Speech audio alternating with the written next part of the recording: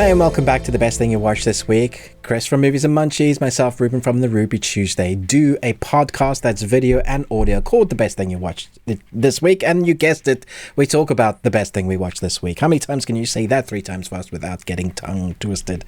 Not many. I do have to apologize ahead in advance if I do like a coughing thing. I've had the lurgy this week, which is why I haven't done many reviews this week, so I'll just let Chris talk while I lean away so that you don't have your ears blasted in the audio that week. But I think we've got some interesting stuff to talk about. I know we have some Christmas stuff to talk about, as we generally do. And then in our audio exclusive, we're going to be talking about the third and final part of the trilogy of Apes Together Strong.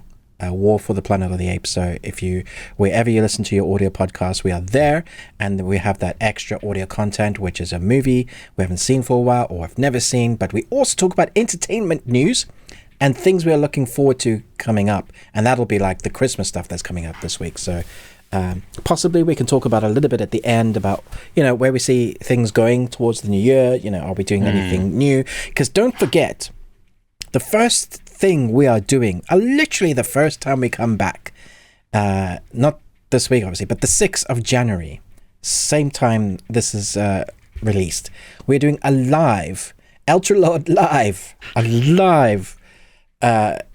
Thing We Watched on Chris's channel, The Movies and Munchies, on my channel, The Ruby Tuesday. We will be live together at the same time. You can chat to us.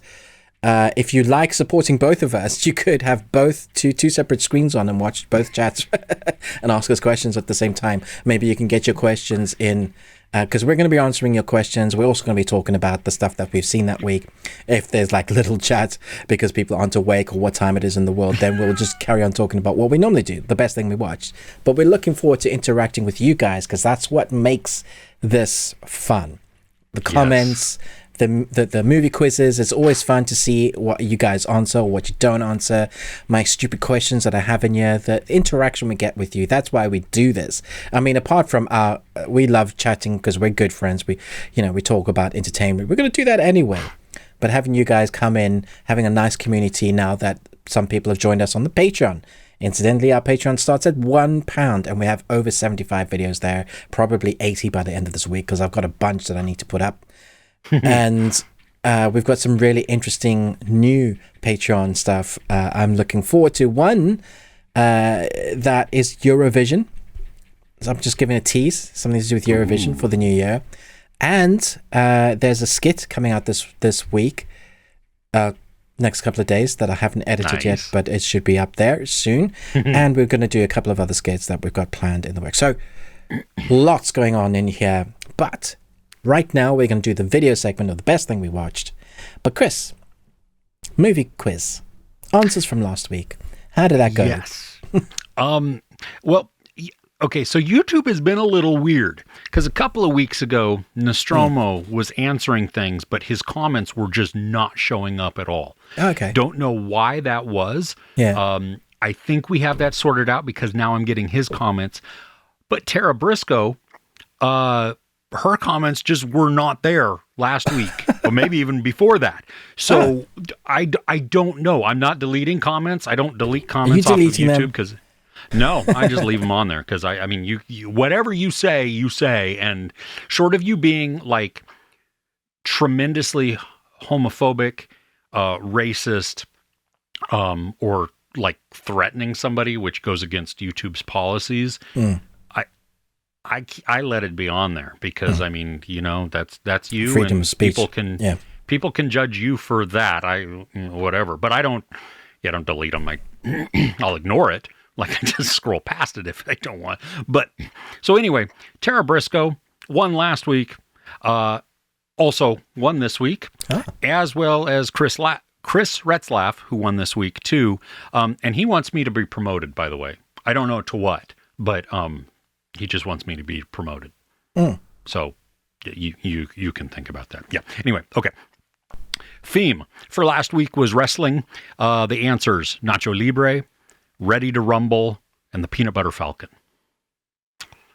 Nice. Have you seen Ready to Rumble? David Arquette, Scott Conn, Oliver Platt. I've seen Jackie Chan in Ready to Rumble. I don't think that's the same movie. No, I don't think that's the same movie. Yeah, no, I think it's another film called Ready to Rumble. Really? Oh, Yeah. This is a dumb movie, and I don't know if it holds Rumble up. in the Bronx. Yeah, no, I'm thinking of a different. Yeah, it's just because there's the word rumble in it. It's got the rumble in it. Yeah, it's got the rumble. It's got to be the same movie. Yeah. Okay, so I don't think I've seen that. I don't know if it holds up. There's this one scene though that always stuck with me about David Arquette getting a free Slurpee. That's all I'm going to tell you. Okay. Yeah. Okay. This week I have a bunch actually, not just 3. I have more than that. This is like Christmas special. Yeah, this is bonus fun. I think almost all of these are going to be very, very easy, which they're designed to be. Yay. So, just for the end there. What, normally? Because they're not normally easy. No, they're not normally easy. No, they're designed to be difficult. These are much less difficult. I chose very well-known movies, very popular movies, and for the most part, quotes that are very easily recognizable. Okay, let's do this. Let's see if I can get some, at least one week. Okay, number 1. Only one thing in the world could have dragged me away from the soft glow of electric sex gleaming in the window. Yeah, I think I know that one. Okay. God save my broken little... Oh, no, I put the words out of order. God save my little broken body. Nope. There are other quotes that I could have done, which are so much more identifiable. Okay. Yeah. Okay. Number 3, son of a nutcracker. Yeah, I think I got that one. Number 4, you couldn't hear a dump truck driving through a nitroglycerin plant. I know that one, but I don't know it. Okay. Maybe it'll come to me. There was more than one lobster present at the birth of Jesus. Duh. Duh. You got to know that one, I'm sure. Okay. Why the hell are you dressed like a chicken? Okay. My last one. This one might be difficult, but maybe not. My dear partner, when what's left of you gets around to what's left to be gotten won't be worth getting, whatever it is you've got left. Wow. Okay. It's a great movie. It's classic. So anyway, let us know in the comments. These are all, I'm just going to give it to you too. These are all Christmas themed, Christmas movies. So there's a huge hint there. So if some of them kind of sound familiar, just run through your list of Christmas movies and there you go. We'll give you a shout out next week. Ruben, what is your question? What is the greatest superhero movie that has or is during the Christmas period?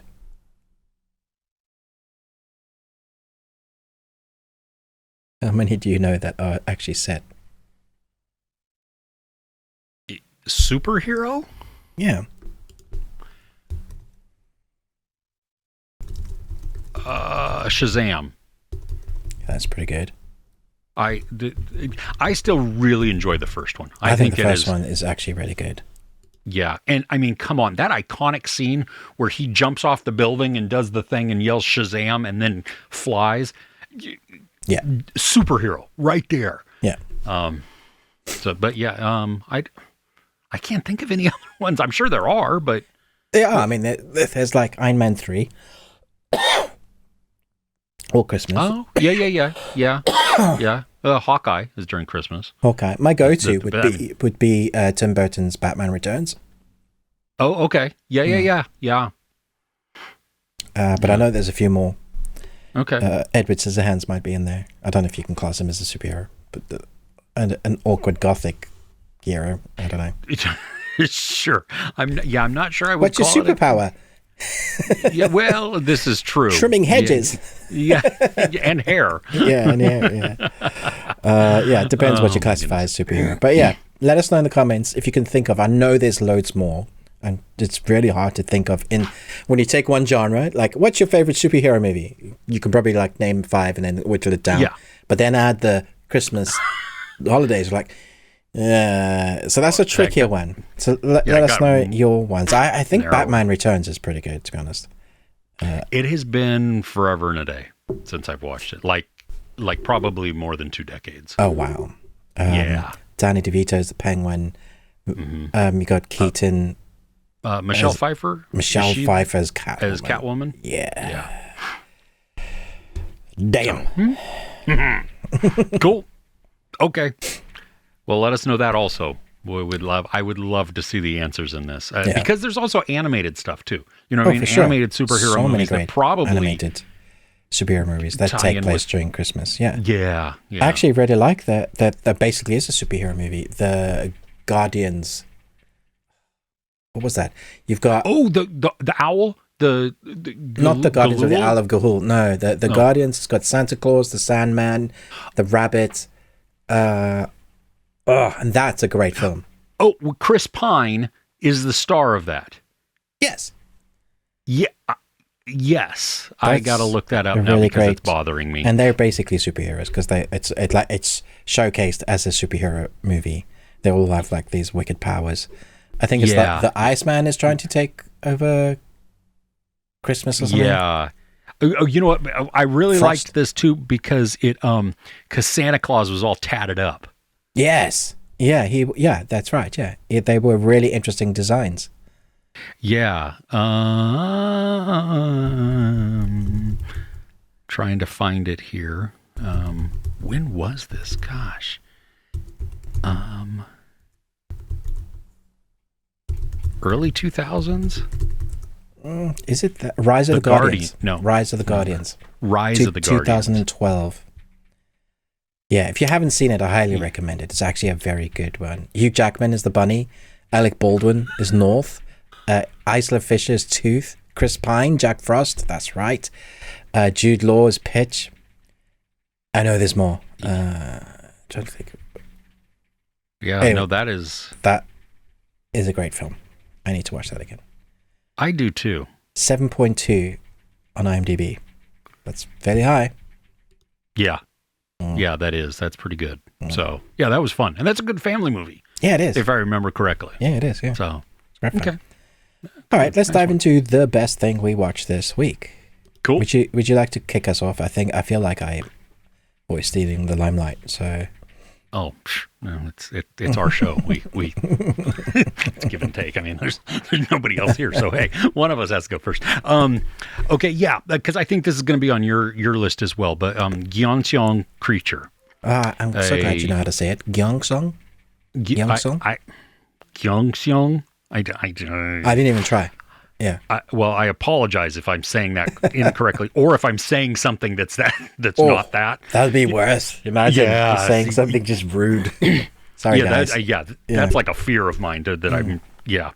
But so Netflix series, part 1, which we can talk about that too. It's I don't understand this. I mean, I was told it was 6 episodes, but then there was 7.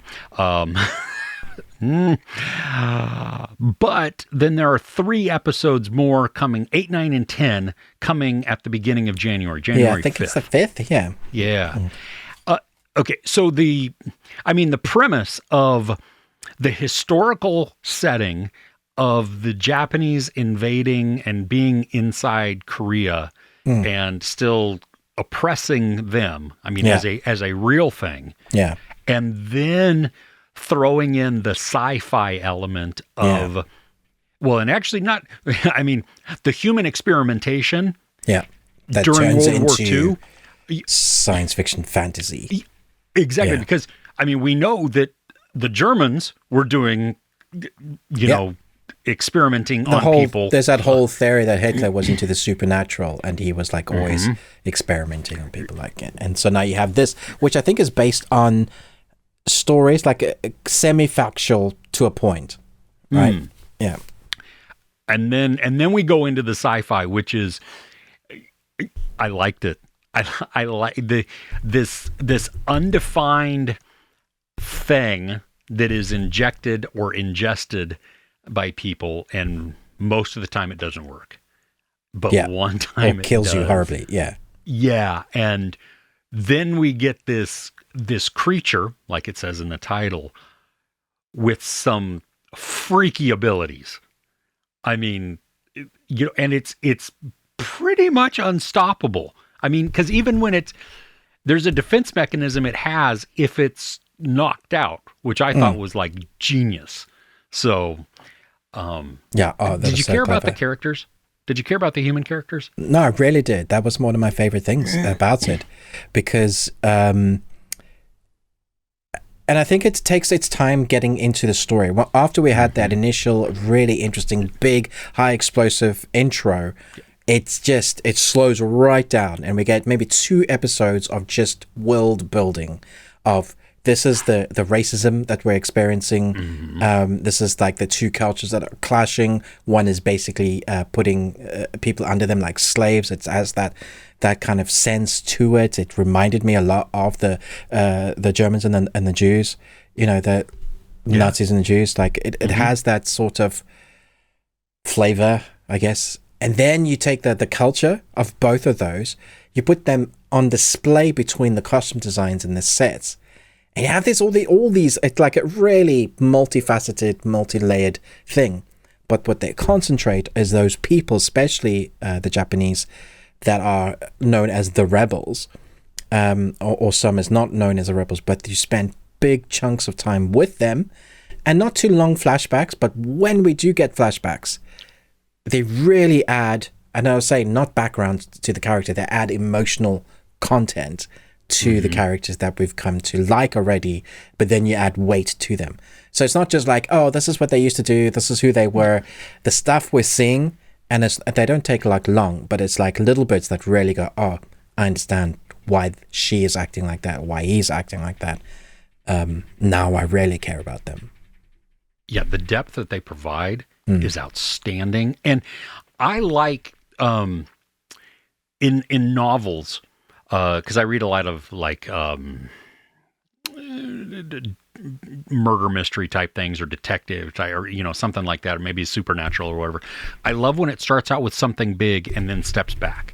Yeah. And then we go into, because you've hooked me now with something fun and bigger, and it kind of gives me a taste of what's to come later. But now I get to experience the world, and I get to find out about the characters. And then, so when we get to another big action sequence, I'm invested in what's going on, versus it just being action for action's sake, which can be fun, but it's not memorable. Yeah. And that's what I loved this too, because we start out, you're right, with that big, and it's kind of weird, and we don't see all. Yeah, exactly. We kind of don't know what's going on. It's the classic Aliens less is more. Like you literally don't see the creature feature until like episode 4, late into episode 4 properly.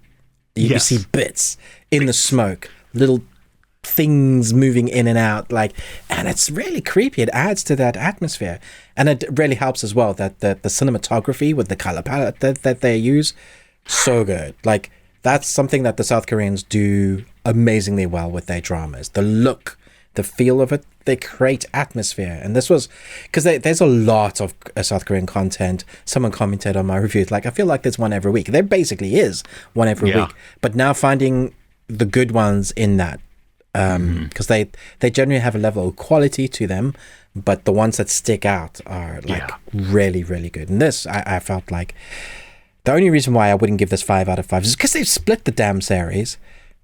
And I'm also hearing that they might have renewed it for a second season already, which makes me think this is not a contained story. I don't want them to drag it out. If you're going to do another sort of creature feature, like they finish one story and then someone survives from this and they go and do another experiment, and there's definitely that kind of Frankenstein story in here. Yeah. And I agree. Like at the end of episode 7, we see a slight tease. Yes. Which I'm more apt to believe that that's going to then come to fruition in 8, 9, or 10. Episode, versus it being held for a second season. They better not do that. Yeah, that will lose what they've built. Yeah, because this whole, there's several facets to the story which are very engaging, because you have the missing persons mystery, the little bit of the rebellion type thing going on, which I think is going to have some more ramifications later, because, or at least in the last 3 episodes. And then you have the guy who is, he's not even an anti-hero, because he's not, I mean, he starts out, you're thinking that he's kind of like the bad guy who we're going to want to root for, but he's not a bad guy. I mean, he's really a good guy who's just, he's figured it out. Yeah, he's the guy that everybody goes to if they need help in any way. And you might even think that he's such a bad guy, but the more that you get to know him, by the end, you understand even what he was doing with all that stuff. Yeah. Well, and there's that scene with the, like, his aunt type of thing. I mean, she's not really his aunt, but whoa. To give context to not only their relationship, but him. Yeah, brutal. Was huge. I mean, a lot of the series is heavy as heck, man. Like, when we say we're getting context, the stuff that these people have gone through is awful. We have horrible torture, the worst of mankind being showcased through what we're doing is right because might is right, and the winners make the history books, basically. And so they get away with so much for so long. So when there is an up and comings, I am like, yeah, kill him. Like, do it well. And when it showcases action, I mean, we haven't talked about the action at all. I suppose we can. No, we haven't. There's a variety of action in this. You have the monster action, which is incredibly done. And I think gory. And really gory. And I think for the most part, CG is good. Some of the movements you can notice isn't quite right, but I forgive it, because what would a monster actually look like in real life? Like, so your eyes go, but that doesn't look quite real. Like, but what is real? But for the most part, I thought the design of the creature looked great. So when we're seeing that in action through the atmosphere that they create is fantastic. But then we have hand-to-hand combat as well, like a sequence that's beautifully choreographed that I thought was excellent. Combat with gunfights that is brutal and also very real. This is not like quick time, dodging bullets. This is just what bullets would do to you. You don't know who's safe, who's going to survive. There's some characters in this that I absolutely love, that I was just gutted when I saw stuff happen to them. And and also when they're not major players, but you still feel such a connection to them. Exactly. And that's clever writing. It is this. I mean, I love it. The everything so far. Like, I agree with you. The and I didn't give it a score yet, just because it's not done. And who knows? They may fumble the end and just And I think I will be really less thrilled if they ended on some kind of cliffhanger. I mean, if it is actually 100% confirmed that a second season is coming, I would be more forgiving. But also, how long is that going to be? Is it going to be 5 years? Yeah, sometimes it's 3-4 years, especially the South Korean ones. We've been waiting for like Sweet Home and all of those for years. Yeah. Well, yeah, and going back to the action too, like I love it when they increase either the frame rate or the shutter speed, so it removes the blur. Tell me how you noticed that. Like, I was watching your review and I was like, oh, that's interesting. How do you pick that up? Because you don't have, like, the faster your shutter speed goes, right, on just a regular camera, it reduces the motion blur, because it's now the shutter, even on a mirrorless, it's catching on. Yeah. Okay. Yeah. And so at 24 frames a second, you have, which is kind of what our eyes view things as. You see, if I move my hand, you see motion blur. There's a blur to it right there.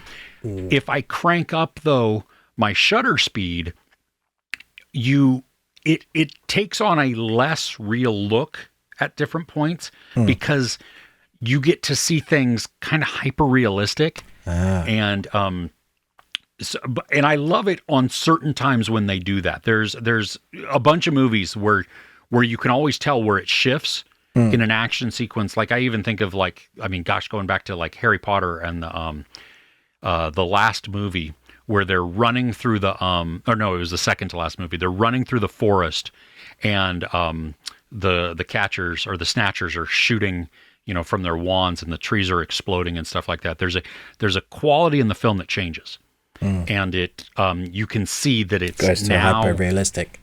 Yeah, it's more, and it's still, is that like it's still 60 them. frames a second then or something? Well, and see, and I don't know if they're doing it, and sorry for geeking out on this, everybody, if you've just, but I don't know if they've increased the frame rate like they did, remember in The Hobbit. Yeah, because that was so like, whoa. Yeah, that, because you can keep your frame rate the same and still increase the shutter speed. Okay. And that will it will be less, less what am I trying to say? It is, yes. Sometimes you watch something, it's too crisp. Yeah, which is what I felt in The Hobbit. It's too crisp. Yeah, so it's not like we're doubling or tripling the frame rate. It's just I'm capturing more of the more information in each of those frames faster, and so yeah, that's my shutter going up and down. And so then it think about it in like a like an animated thing. Yeah, you and your frog there. Yeah. Hey ho, Kermit the Frog. Kermit the Frog. Anyway,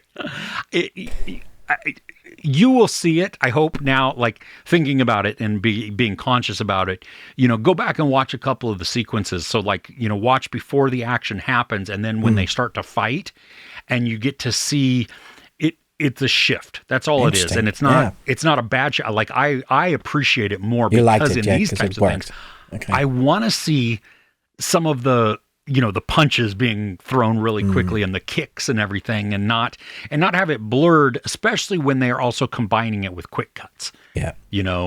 So, which I did appreciate that they didn't do that all the time, that we got to see, step back or just see a sequence play out for a few more seconds than, when every 30 or half a second, an angle changes.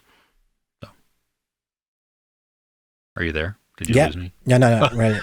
I'm reading the comments from Rotten Tomatoes from the audience, because it seems to have been not well received.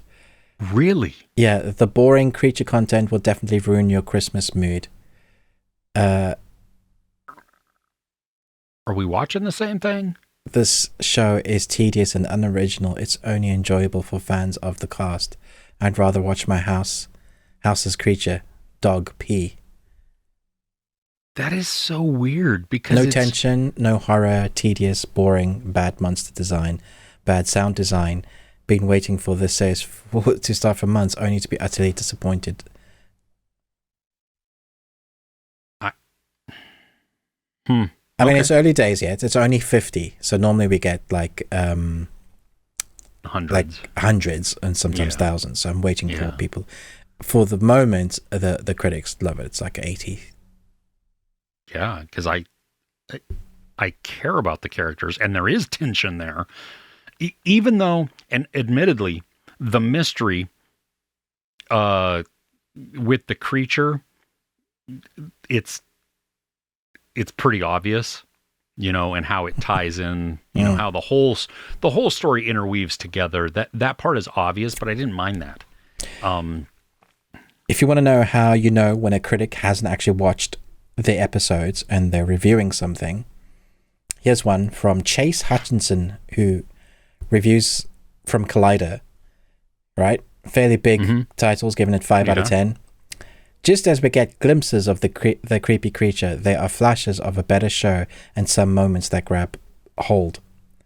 The trouble is the rest of the series just marches right past its most promising elements without stopping for more than a second. So one, this isn't a fast series. It takes its time and everything. But the glimpses are only from the first few episodes. We get full-on proper creature revelation, fighting, gory moments for like episode 5 and 6 and 7. So he hasn't watched it. Yeah, so he hasn't watched it. We get a ton of the creature. That's just proof. Yeah. Giving critics a bad name. Yeah. Yeah. Ugh. Okay. Well, I loved it. dude, I thought it was fantastic. I loved it too, and I'm very excited for. I really for want. the I'm next really 3 looking episodes. forward to those next 3. Yeah. Yeah. Okay. Well, what's next on your list? I do want to talk about Zack Snyder's Rebel Moon, because I know you didn't like it, and I know it's very much split in like. Well, for one, I've seen people that have been like had goodie bags, and suddenly their scores are really high, and then I've seen critics that have not had goodie bags and their scores are really low. I haven't had any goodie bags, but my score would be fairly high because I prefer this movie to a lot of the Star Wars movies we've had. It was an interesting comment from my son as well, actually. Youngest son, he's 18. And he said there were more original ideas in that than the Star Wars stuff. He preferred this to the Star Wars stuff he's seen of late. And I couldn't disagree with him. I can totally see where Zach has taken from every genre of sci-fi, fantasy, heroes. Like, this is his hero. You can see the Avengers in it. You know, like when once we have all the team members assembled for Rebel Moon, you can see like where he's going with it. Now, coming from the perspective of this is the beginning of a universe that they're building. There's going to be an anime. There's going to be a game. There's a part 2 at least. And I think Netflix has signed on to produce most of those. I think fans, not even fans, people that have watched Snyder films, that enjoy Snyder films, know what to expect when you're getting and that's what you get from this.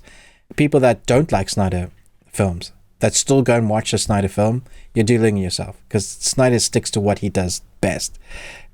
He does slow-mo, a lot of it in this movie, like a heck of a lot of it. Too much of it. I'm sorry. That is, and I'm not even done with the movie yet.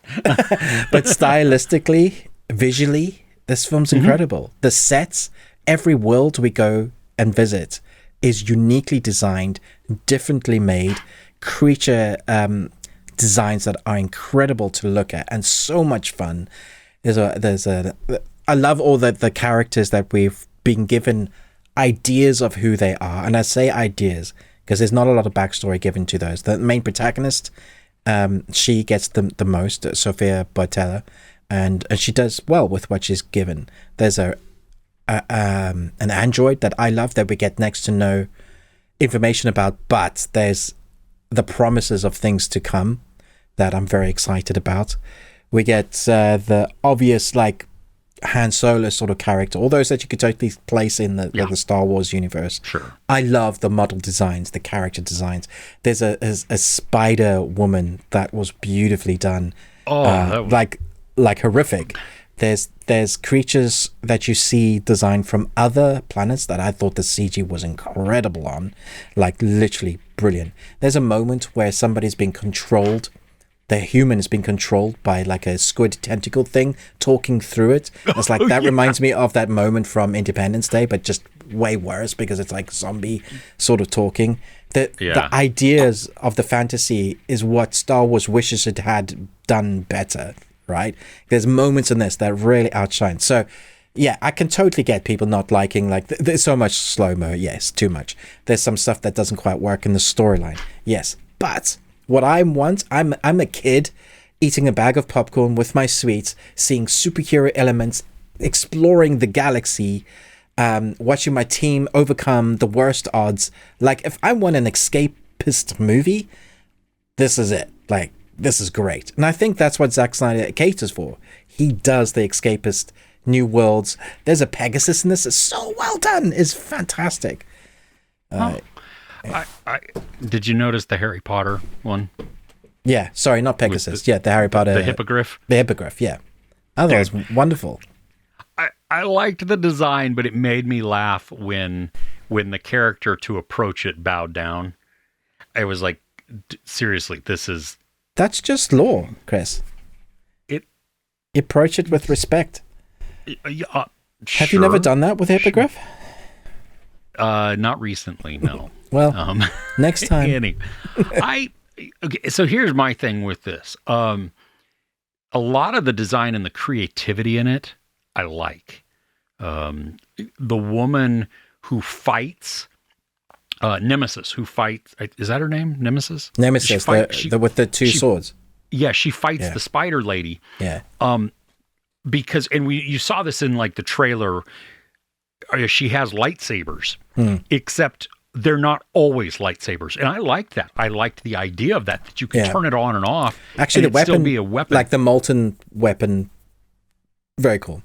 Yeah. Sorry, carry on. Yeah. No. It's so like there's elements of this that I'm really liking, and I'm only halfway through because again, this is a 45-minute movie that is stretched to 2 hours and 20 minutes because of all the slow motion. Some of the slow motion really does work, but I do understand this. Some of it does work, but there is a point where it becomes a gimmick. Rather than enhancing. Does it? Exactly. Anyway, I'm only halfway through the movie, so I can't speak to how it ends, and my opinion is not fully formed yet. I keep holding out hope that I'm going to be sucked in more. Like I'm watching it, and there is I'm a moment, struggling. unfortunately, it comes towards the end where you feel more emotionally entangled because of something that happens with the team. And that's kind of when I wanted, like, oh, now I want to see what they do, sort of thing. Yeah, and that's kind of where it ends. So, well, and and to be fair, like, there's all these rumors that Snyder has his director's cut of this movie. Why don't we just see that at the get-go? Watch time. Because they released two versions. I know, but people would eat up that's the thing, because we watched the Joss Whedon abomination of how he changed Justice League, and then we were given Snyder's Justice League as it was meant to be. To be fair, they spent another $70 million on Snyder's Justice League. Okay, but you know what? Yeah. But the story was wonderful. So his good. was Very made well done. sense. It had characters that I cared about. It had villains. Every who had one of weight his to them. director's cuts are better than the original. Yeah. So why didn't they just release the originals? Yeah. Yeah, why don't you just let him do this thing, especially on Netflix? You're not putting it out into the theater. So if you have a 4-hour director's cut, what do you care? Yeah. That means you would people are love just it. sitting Way there more watching. watch time. Yeah. Yeah, exactly. We're come on. I binged through 6 episodes or 12 episodes of a show. Why can't I just sit down for a 4-hour movie? And they saw how much he may people even- loved the Snyder cut of, what was it called? The Justice League. Yeah. Justice League. Yeah. And he even broke that up into chapters. Yeah. So you could there were natural break points where it was like, okay, I'll come back tomorrow to finish this out. True. Awesome. Yeah. I think they're shooting themselves in the foot. If there is a extended, I'll definitely watch it. I like it as it is. I can see its flaws, but I went in knowing what it was going to be, I think, and I wasn't disappointed with what I got. Like, there were some parts I was just like, that would never happen. But I'm still the little kid, in the chair with the popcorn going, oh, look at that. You got the hippogriff in a Western sort of Firefly series, like, and then you have different like Chinese influences or Japanese influences. Yeah. Your Western space opera. It's so cool. Yeah. Like the coolness factor. That's what I liked. The creativity is there. I got to give him that. I want to be more invested in the characters. You need to watch these films with me, because I feel like my your excited enthusiasm little kid will feed off on me a little bit more. Yeah. Okay. fair Unless enough. you sit there going, no, see, and that was the funny thing too. I was excited to watch it despite what everybody else was saying. I was like, I don't know. Is it really going to be? And I'm like, well, I'm just not engaged. That's really the only thing that's holding me back, is that I would like, especially if you say that there's some really good emotional and character weight towards the end, I would prefer that if that was woven throughout. Yeah, so that but it's a thing that happens that you probably see coming, but it's a thing that I think spurs the audience onto liking the group that is now formed, gives them emotional weight. Yeah, sure. The only thing I really didn't like about the movie was literally the only thing, that the major issue for me was this focus pull thing that they do, where a lot of it is out of focus, I noticed that it works sometimes in some films. So there's a bridge scene. You'll notice right at the beginning. Not even right at the beginning. Anyway, people are walking over this bridge in this nice idyllic village with, where they're growing crops and stuff. Mm-hmm. The bridge is in focus, but everybody outside of the bridge that we're meant to be focusing on is out of focus. So they walk into focus. And it was really, it took me out of it. It was like, eh. And I know that's a stylistic choice, but he does a lot of that in this movie, where it's like this character is talking. I saw once that he did a shallow focus, a pull focus really quick. Mm-hmm. And I was like, I'm not sure if I was meant to see that or that was on purpose, but there was a lot of stuff like that's not in focus. You have such a beautiful background. Why aren't you letting me see it? So, yeah. Choices. Yeah. Okay. Well, cool. Well, I'm glad you had a lot of fun with it. And so we'll see if, when I finish it, maybe my opinion goes up or down. We'll see. Right. So, Chris, what is next on your list? All right, so this one is a rom-com, paint by numbers, exactly what I wanted it to be, really. Anyone But You, Glenn Powell, Sydney Sweeney. It feels a lot like a late 90s, early 2000s rom-com. Remind me what it's called again? Anyone But You. Anyone But You. That's such a generic rom-com title. Oh, totally. No. Yeah. And you have the annoying trope of characters not communicating, which sets off the entire misunderstanding. You know what I mean? Had they just had a 30-second conversation, all would be fine, but then we don't have a movie. So you have these two people who meet, they have a great first date, and then because of a misunderstanding, they don't talk and they actually become antagonistic to each other. They happenstance are related or friends with two people who are getting married, and that wedding is taking place in Australia. So now they are traveling to Australia. Geez. Do they sit on the plane next to each other on the trip up? No, they don't. But it's the setup. I mean, like they show a lot. They show too much in the trailer of certain aspects of it, and then it plays out exactly like that in on Netflix, or is it like a no theater? Oh, okay. Yeah, it just came out in the cinemas. We went and saw it opening night. Okay, and it's cheesy, it's cringy in spots, and yet it is very, very endearing and sweet. You know all of the beats coming up. I mean, it is so predictable. But what makes this the best thing on the best thing? Like, why does it stand out for you amongst all the other rom-com? Well, the charisma and the chemistry between the two, I loved. Like, I actually, I didn't look it up because I just kind of wanted the fantasy in my head that these two were actually together. Oh, wow. They feel like they are falling in love. There's little things, like I had said in my review, like Sydney Sweeney bites her lip at one point, and it felt natural. Like, it felt genuine. Like she was looking at him and was like, actually like, oh, I have some feelings for him. And see, then you often don't get that in romance rom-coms. You have to believe that they're into each other. And if you can get that down, the atmosphere, then everything else kind of falls into place.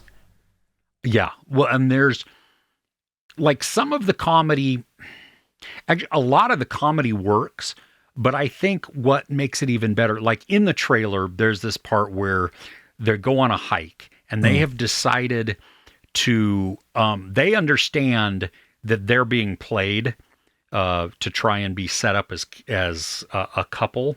Yeah. And it's Much Ado About Nothing, the Shakespeare story.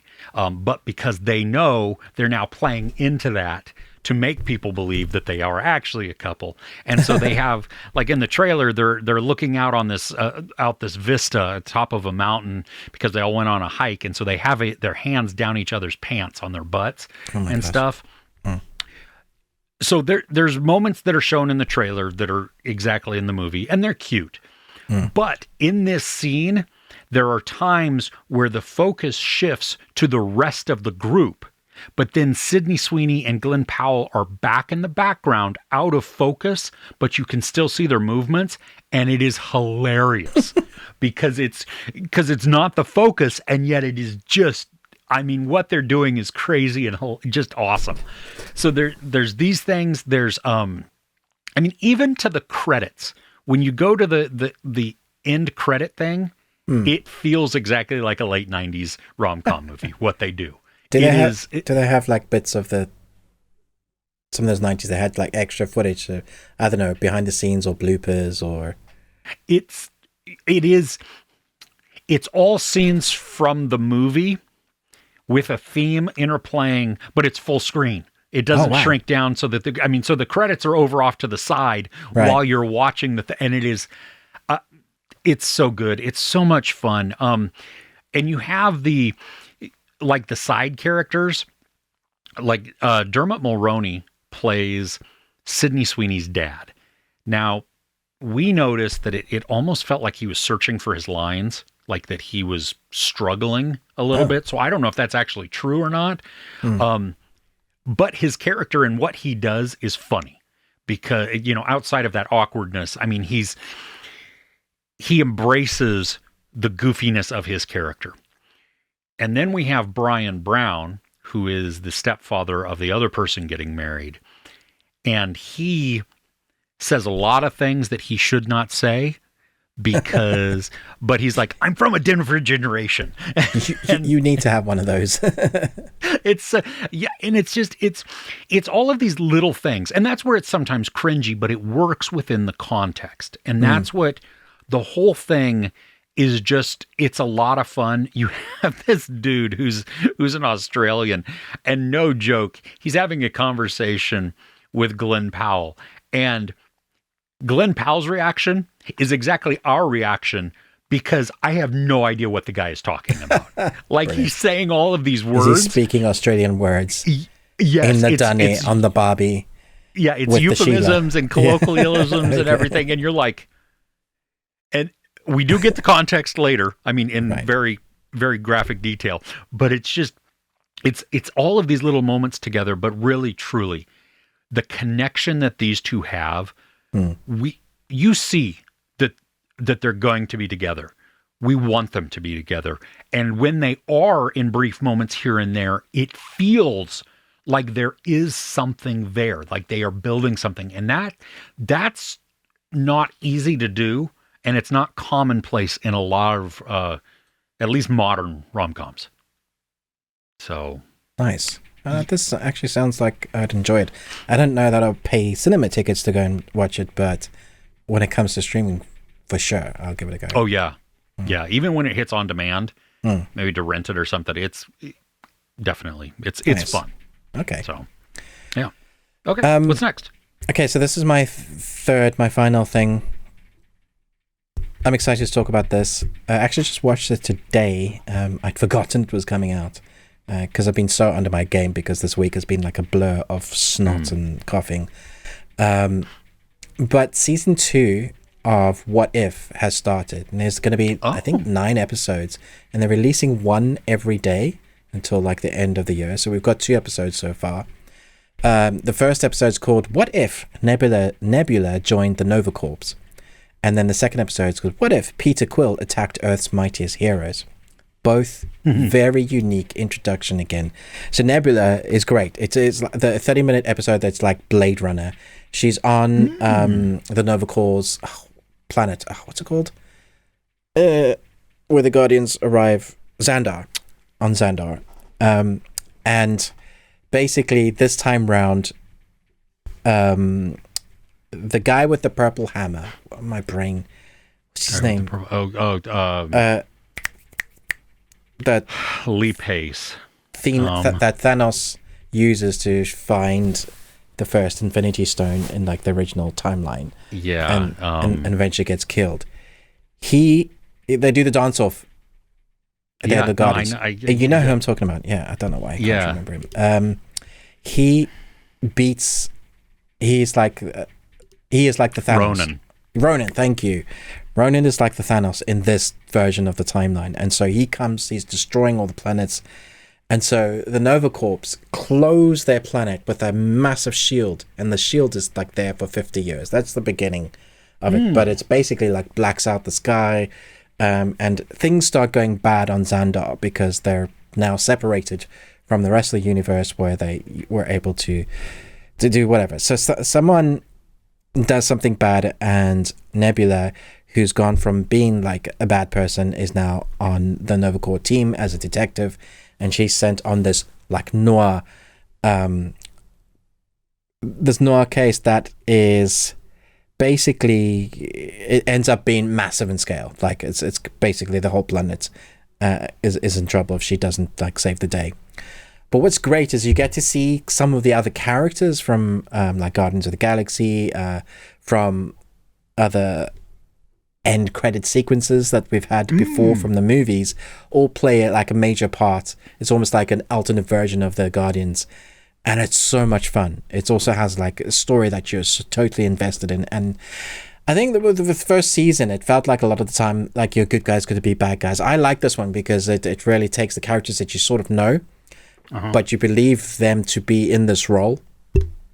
The second episode, Peter Quill, when he was kidnapped as a child, if he was actually given to his father, Ego, this is that story of who that kid would be. And then he comes to Earth, for whatever reason, he's destroyed a bunch of planets already, like Ego wanted to do, because Ego wanted to be everywhere. And now we have Earth Mighty as heroes, but they're earlier heroes. So we have like the original Ant-Man. We have the... I'm not going to say who's on the team because it's really fun to find out, but it's a different Avengers team, which makes it unique to see who's on them and how they go around saving the day. And I really like this. I was like, damn, I wouldn't mind seeing a movie like this. This would be good story to get some of those writers that are writing these stories to write your next 10 years of, like shape up what's going on with MCU at the moment, because the MCU's in it. It's in a mess. So sure, yeah, but stylistically, voice acting, the look of it, not very short, like half an hour chunks, is great. Really, really fun start, and strong start to season 2. Nice. Well, I have access to all 9 episodes. I should watch. What? I'm not jealous. I didn't even ask for them. They just sent them to me. So that's doubly hurtful. Sorry. I'm glad to hear it's great, though. That's fun. Okay, Ruben is sad. What's next on your list, dude? Okay, so this is actually a little older. I don't know why I felt the need that I wanted to watch this again. Oh dear. But in 2018, Richard Madden starred in a Netflix series. It was a limited series called Bodyguard. Do you remember this? Yeah, I always thought that was getting a second season. Did it not? To the best... Oh, well, now it's saying there's a season 2 coming. I didn't know that. Yeah, that was an intense, very intense series. Yeah, because so the synopsis from IMDb is troubled war veteran turned police sergeant David Budd is assigned to protect controversial Home Secretary Julia Montague. What struck me on this second watch is the patience of this story, and of the filmmaking, because you have scenes where no dialogue is happening and we're just looking at people looking at each other, or and the stress and the tension that is arising from the interaction and the people looking at each other. The mystery in here, I think, is great. There is peril that you don't see coming. That it's like, whoa, they did that. I wasn't expecting that. He is Richard Madden is a wonderfully complex and broken character. Yeah. And you watch some of his own bad decisions create complications for him, but then other complications that arise for him that are not of his doing, and yet how in the world are you going to get out of this? And it was funny because it's been such a long time since I have seen it, because I watched it when it first came out, and I've watched so much since then that I remembered tiny bits and pieces. That was it. Oh, nice. And that's actually fun then. Yeah, so it was kind of like watching it again, because there was a point where something happens to a character. I'm like, wait, I don't even remember this, which was good because it was a shock all over again.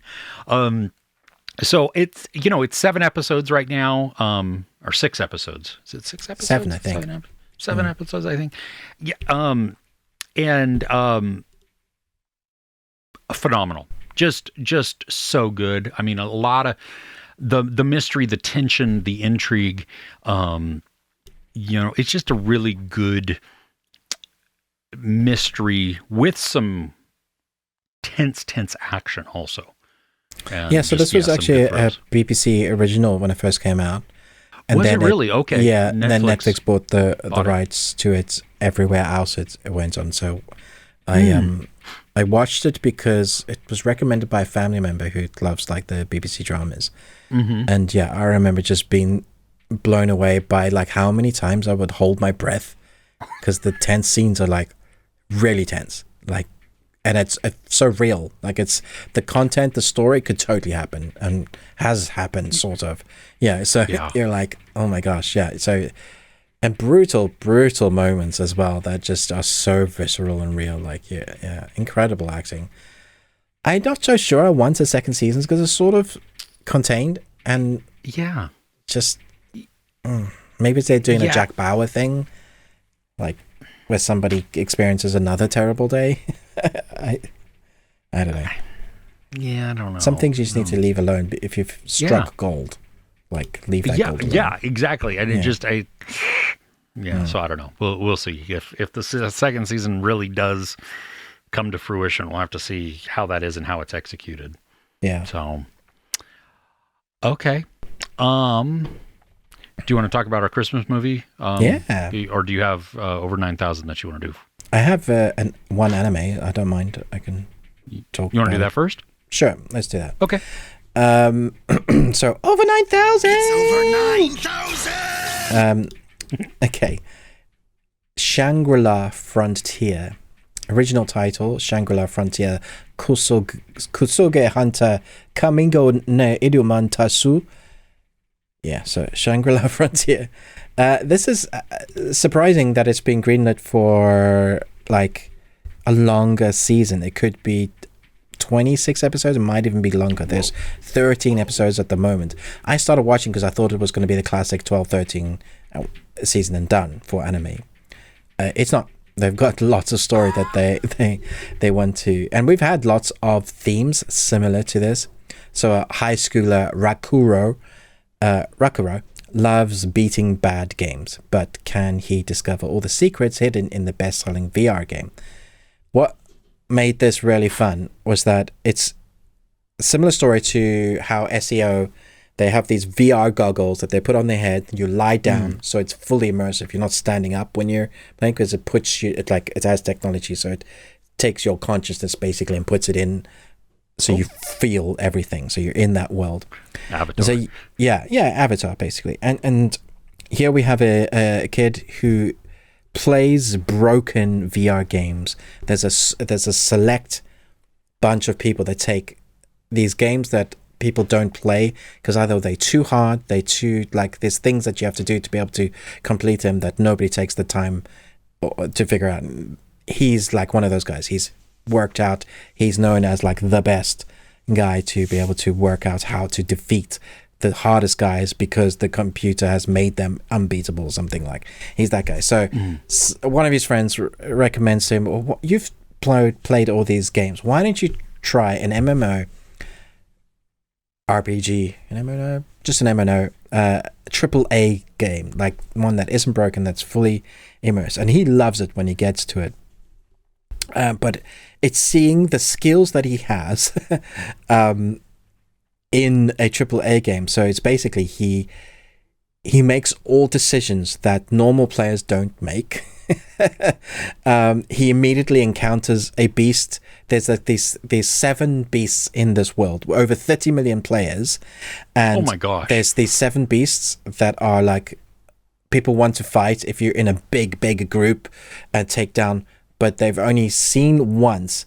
And like one of the first monsters in the second episode that he comes to because of the path he's taken, because he plays so unusually, is like one of these ethereal wolf beasts.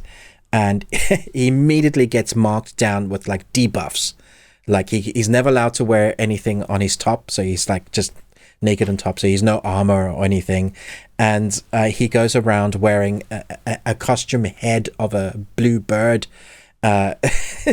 So he's like, he's so good at what he does. He still manages to beat things in a way that he shouldn't be able to do. It's just a really fun, interesting, different take on the Sword Art Online like anime that we've had so much of. I don't think it's like the best animated, like it's nothing like on Jujutsu Kaisen, like sort of animation style, because I don't think they have nearly enough time. If they're doing so many episodes and they're kicking it out, so they're going to have to cut corners in some places. But it's nice to have an anime that isn't like one of the darkest things ever, that's going to make you cry, that is actually just fun to watch and really easy to binge through. This is like, I can stick this on, scroll on my phone, watch the action scenes, laugh at the ridiculousness, laugh at the pervy character, and then get in on the emotional content when he's trying to build the team. There is a romantic storyline in this, where there's this girl in the real world that hasn't had the courage to say how much she likes him, and she knows how good of a gamer he is, but she's never been able to complete or play any of the games he's played until now, because he's playing a game that 30 million people have been in on. And so she jumps into this game that she's played a lot of, and she's like level 99 super warrior, and anybody that knows, like, she's well known in this world. She keeps trying to find him and just missing him. It's fantastic. A really fun way to do that. So I encourage you, if you're needing a new anime to watch, this is definitely one to put on your list. Where's it playing on? I'm watching it on Crunchyroll. Okay. Yeah. Cool. Nice. All right. Christmas movie. Yeah. Yes? Yeah. Is this a first time watch for you? It might as well have been, because I haven't seen it since like the late 90s when it came out. Okay. Or mid 90s, I guess, Yeah. Yeah. The Long Kiss Goodnight from 1996. Yeah. Rennie Harlin's action. It's quite old. Written by Shane Black. Yeah. Gina Lethal. Davis, Samuel L. Jackson. Okay. Why do you love this movie so much? I love this movie because when I was 17 and I just arrived in the UK, I made a friend called David. And to be honest, when I was young then, I was still a little shit. But I was rebelling against my parents because they'd taken me away from everything I know or from in South Africa. And so I'd find one friend that loves movies as much as I did, and that was my escape. So we went to a cinema to watch a movie. The first movie, I cannot remember what was playing. Can't remember it at all. But it was a cinema that was far away. It was like an hour away. We got there by bus, and then the bus like dropped us off the wrong side. It didn't even take us to the cinema, so we had to walk over live train lines. I didn't know at the time that I was crossing live train lines, but my friend David just took me across so we could cross the field, get across the train lines, and then get to the cinema. And so at midnight, the first showing of Long Kiss Goodnight was coming out, and I think I'd seen a trailer for it, and I love Samuel L. Jackson, love the action. And this was like back when it was, still, well, when was this released? 96. Yeah, so that's literally when I arrived in the UK. So, okay, early days. And so we watched The Long Kiss Goodnight. And I loved it when it first came out. And then me trying to get home. The next day, I believe it was Mother's Day, we both had an amount of money because there were no longer any trains running. It was 2:30 in the morning, and there were no buses running. So we had to get a cab. And the cab, we gave the cab driver money, saying, we have £20 to give you. Can you take us as close as to home and when the meter runs out, we'll get out then. And he did exactly that. He wasn't kind at all. He was just like, literally to the cent.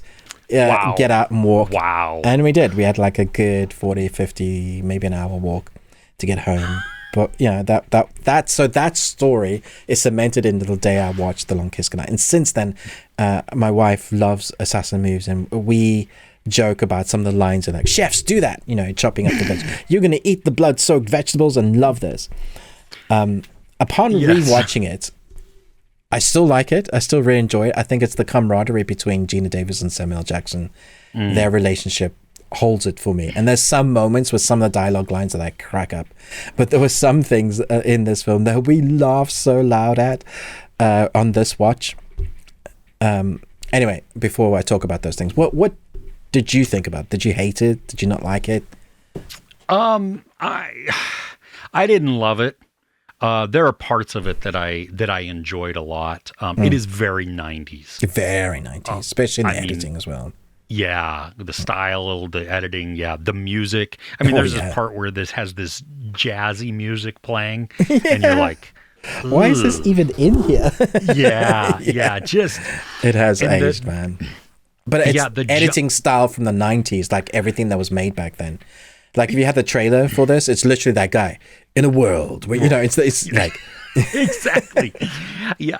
The concept I like. And honestly, the most memorable thing that I always had from this was Brian Cox's line to his mother, dog? To his mother-in-law about the dog. Yes. Oh my gosh. Like that's the one thing out of this movie that always has stuck with me.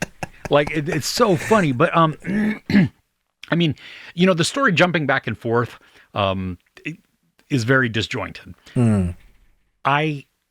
But some of the action, as cheesy as it can be or whatever, becomes a lot of fun.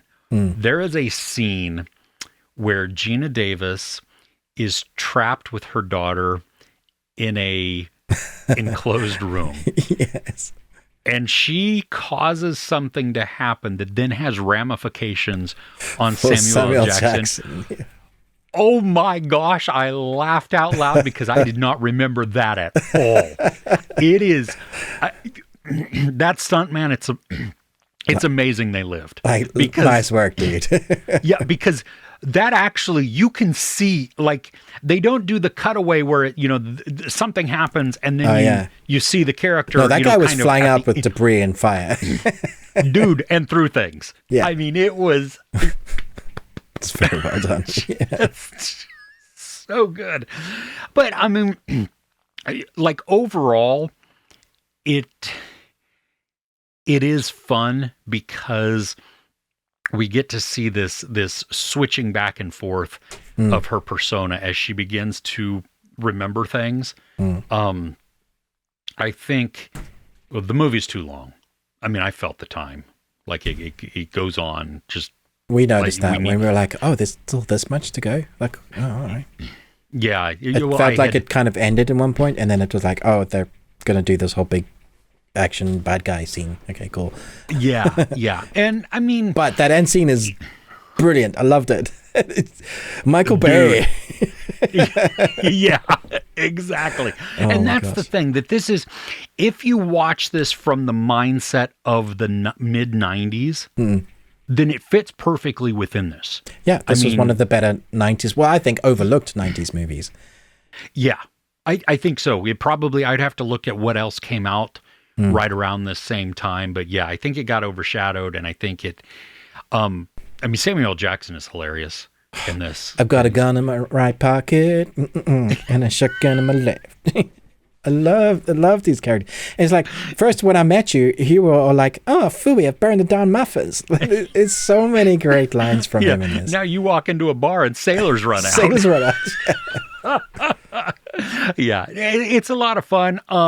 It will probably be another 2 decades before I watch it again. No, we'll probably watch it in a couple of years. Yeah. Will you? Yeah. I mean, for as much as I liked certain aspects, overall, like, it has a time and a place for me. For sure. And it's okay there. Yeah. Like, because I can pick out individual scenes that I really enjoyed. Like, there's a moment where she is driving somebody home after a party. Yes. Whoa. That. Yeah, exactly. My wife and I do that now. She's like, Yeah. what do you want? It's no sexy time. I want a milkshake. Move our finger in and out of In and out the and say hick. That's not the scene you were talking about, is it? That is the scene. Well, that is what came right after that, really. Yeah, okay. Yeah, but then you have some bad animatronics too within there. Yeah. So and the leg moves and it's just like really just.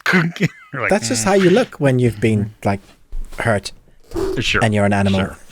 Yeah. So you know what? I mean, if you've never seen it and you're going into it now, you have to place yourself in the right time frame and the right mindset. You cannot watch this movie with a modern day outlook, I think. Although a remake of this movie could work really well. Ooh. An assassin female protagonist. I mean, this is right up the alleyway of now. Oh, yeah. Oh, and there are several actresses that would be outstanding to watch. Yeah. So I'm not normally on the remake mode, but this would be a good film to remake. This would work. Because I think it could be improved upon.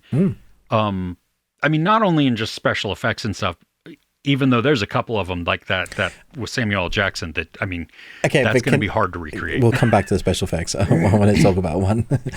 Oh, okay. But yeah, no, I think I would like to see a remake of this, depending on who's directing it, I think. True. Yeah.